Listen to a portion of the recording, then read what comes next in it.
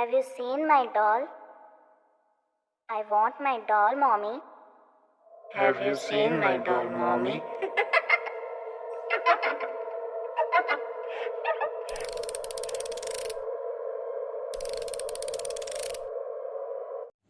Ramoji film city. नमस्कार दोस्तों, मैं रूही।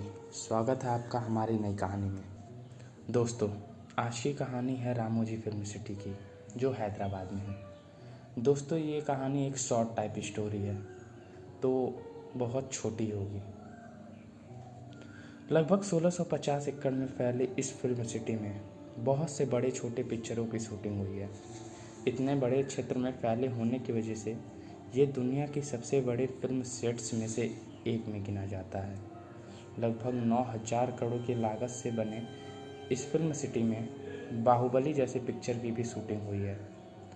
पर इस फिल्म सिटी पे लोग कहते हैं कि आत्माओं का नंगा नाच चलता है। जानना चाहेंगे क्यों लोग ऐसा कहते हैं? आगे का पूरा व्याख्या हम एक कहानी के नज़रिए से देखेंगे।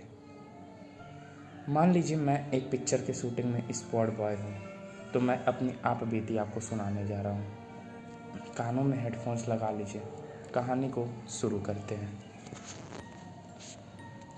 नमस्कार दोस्तों, मैं अमोद। ऐसा माना जाता है कि ये फिल्म सिटी जहाँ पर बसी है, वहाँ निजाम का युद्ध हुआ था। उसी ज़मीन पर इस फिल्म सिटी को बनाई गई है, जिस वजह से युद्ध में मरने वाले बहुत से सैनिकों की आत्मा यहाँ भटकती रहती है। सालों पहले मैं भी हैदराबाद आया था पिक्चर में काम करने के सपने के साथ। पर वो क्या है ना, सब अगर हीरो ही बनने लगे तो पिक्चर देखेगा कौन। उस टाइम बहुत सोच लगवाने के बाद मुझे एक पिक्चर में स्पॉट बॉय की नौकरी मिली थी। मैं बहुत खुश था, क्योंकि मैं पहली बार किसी पिक्चर में कोई छोटा सा ही सही पर हिस्सा बनने वाला था। मेरे सपने की मैं पहली सीढ़ी चढ़ने वाला था। हमारे पिक्चर की शूटिंग शुरू हो चुकी थी। वो कोई हॉरर शॉर्ट मूवी थी, कन्नड़ा लैंग्वेज की। दूसरे ही दिन अचानक हमारे हीरोइन अपने ड्रेसिंग रूम से दौड़ते चिल्लाते बाहर भागने लगी। उसकी शोर सुन सभी लोग वहाँ इकट्ठा हो गए। उसे पहले आराम से बैठा पानी पिलाने के बाद जब डायरेक्टर ने उससे पूछा, तो उसने कांपते आवाज़ में बताया कि वो मैं अंदर वॉशरूम में थी और अचानक किसी ने वॉशरूम के दरवाजे पर ज़ोर से नॉक किया। मैंने अंदर से पूछा, कौन है, कौन है? पर किसी ने कोई जवाब न देने पर मैं बाहर आई। मैंने बाहर आकर देखा तो रूम में कोई नहीं था, और जब मैं रूम के मेन गेट पे पहुंची तो वो भी अंदर से मैंने लॉक ही किया हुआ था। मतलब जिसने दरवाज़ा नॉक किया वो रूम के अंदर ही था, पर रूम के अंदर तो मुझे कोई नहीं दिखाई दे रहा था। और ये सोचते हुए मैं जैसे ही शीशे की तरफ मुड़ी, मुझे शीशे में एक काली परछाई मेरे सामने दिखी, जो देख मैं चिल्लाते हुए बाहर भागी। कुछ देर वहाँ रुकने के बाद हम सब उसके रूम में गए। वहाँ जाकर हमने जब देखा तो अंदर कोई नहीं था। डायरेक्टर ने उसे ये बोलते हुए समझा दिया कि किसी ने तुम्हारे रूम का मेन गेट नॉक किया होगा, पर तुम्हें लगा होगा कि किसी ने बाथरूम का गेट नॉक किया है। फिर हम सब अपने अपने काम में लग गए। उसी रात जब हमारा एक क्रू मेंबर रात में प्यास लगने की वजह से पानी लेने गया, जब वो पानी लेकर वापस सेट की तरफ आ रहा था जहाँ हमारी शूटिंग हो रही थी, तो उसे थोड़ी दूर पर कोई काली परछाई दिख रही थी। वहाँ उतना उजाला नहीं था, जिस वजह से सिर्फ काली सी कोई आकृति दिख रही थी। इतना पता चल रहा था कि वो कोई इंसान की परछाई है। उसने वहीं से उसे आवाज़ लगाई, कौन है? पर उसने कोई जवाब नहीं दिया। तो वो उसके तरफ बढ़ने लगा, और जब तक वो उसके पास पहुंचा, वो आकृति अंधेरे में ही कहीं गायब हो गई। कोई न दिखने पर जैसे ही वो पीछे मुड़ा, वो आकृति बिल्कुल उसके सामने थी। वो देख उसके हाथ से पानी का बोतल छूट गया। उसने उसका चेहरा नहीं देख पाया था, और अगले ही पल वो आकृति हवा में घुल गई, जैसे पानी में कोई रंग घुलता हो।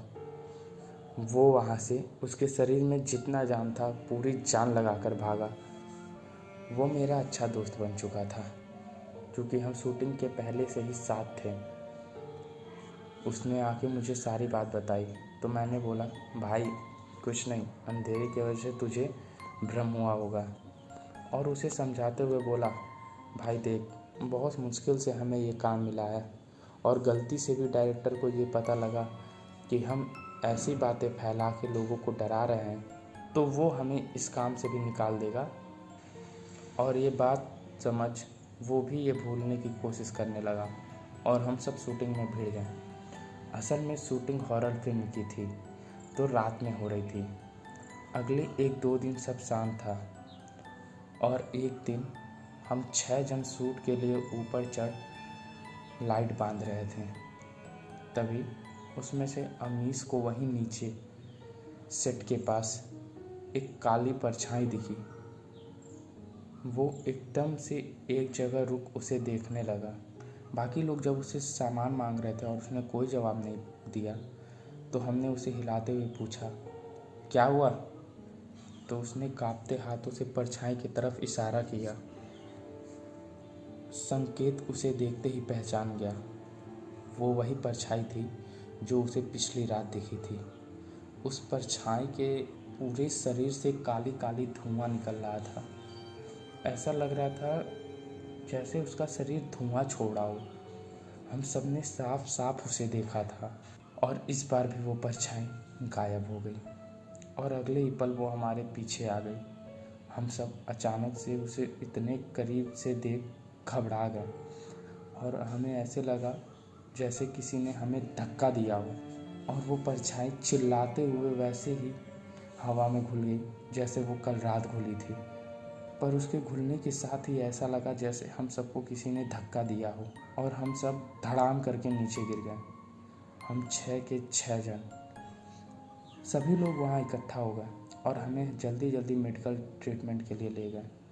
हमें उतना चोट तो नहीं लगा था, बस नॉर्मल हड्डियाँ मुड़की थी। उसके बाद हम वापस वहाँ शूटिंग के लिए कभी नहीं गए और कहीं और काम पकड़ लिया।